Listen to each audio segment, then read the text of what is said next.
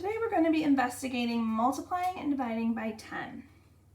On this worksheet, Sharing Money, it talks about 10 friends who are planning an outing at the art museum.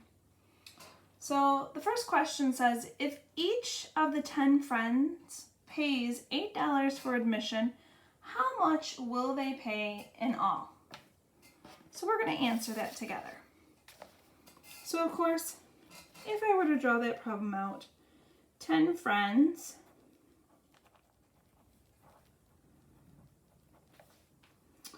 and each of them pays $8.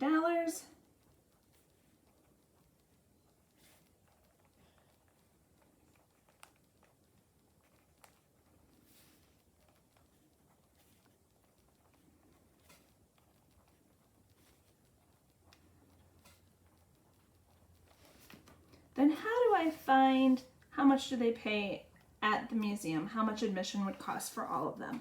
Well, it's 8 times 10. So 8 or 10 times $8 equals $80. Now back to the worksheet. Number 2 says, if the 10 friends each pay 80 cents for bus fare, how much will they pay the bus driver in all? So once again, I have my 10 friends. This time, I'm going to put 80 cents for each of them. Now that I have all of them with 80 cents, obviously I'm going to be doing 10 times 80 cents, and that's actually going to be $8.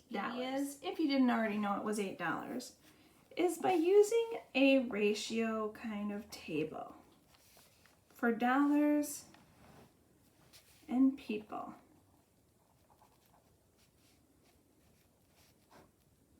So if one person costs 80 cents, then 2 people, you can double it, would be $1.60. If I then doubled 2 people to 4 people and doubled this, it would be $3.20. If I double it again to 8 people, this would be doubled $6.40. And then to get to 10, you had to add 2 more. So if I add 2 more, which is $1.60, plus $6, so it's plus $1.60, that would equal $8. Another thing you could have done is you could have used cents instead of dollars and people.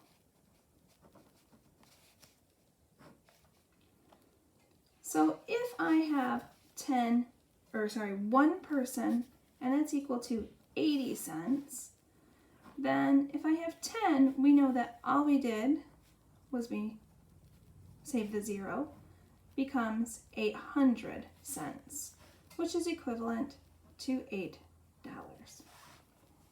Back to number 3. If the 10 friends heard they will get a total refund of $5.40 if they pay in advance, how much will each friend get if they split the $5.40 evenly? Now, there's a few different ways that you could solve this problem. As we did before with the ratio tables, I'm going to do something similar to it. So if I have $5.40 divided by 10 people, I'm actually going to break that up to $5 divided by 10 people plus 40 cents divided by 10 people. So in order to figure that out, $5 divided by 10, that equals 50 cents. And 40 cents divided by 10 people, that would equal roughly 4 cents. Nope, it is 4 cents. So therefore, each person will get 54 cents. Our last problem on this worksheet is then the friends find out that the refund will only be 60 cents for the whole group. How much will each friend get if they split 60 cents evenly?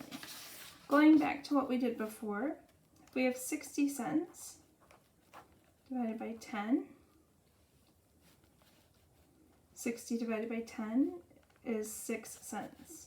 So $0.06 per person. Now let's look at the 4 problems all together and see if we can notice a pattern. So we had $10 times $8 equals $80. $10 times 80 cents equals $8. $5.40 divided by 10 equals 54 cents. And 60 cents divided by 10 equals 6 cents. What do you guys notice about these problems? In particular, they all have 10, but what do you notice about what happens to the problem itself, to the other number? In this one, we added a 0.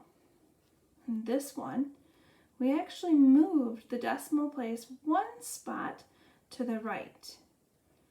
In the third problem, we moved the decimal spot 1 spot to the left. And in the final problem, we moved the decimal 1 spot to the left again. So what can that tell you? It tells me that when I'm multiplying by 10, I move my decimal, which is right here in this case, 1 spot to the right. I move my decimal 1 spot to the right. I move my decimal 1 spot to the left when I'm dividing. And again, I move my decimal 1 spot to the left when I'm dividing by 10. When summarizing, when multiplying by 10, the decimal moves 1 place to the right. When dividing by 10, the decimal moves 1 place to the left.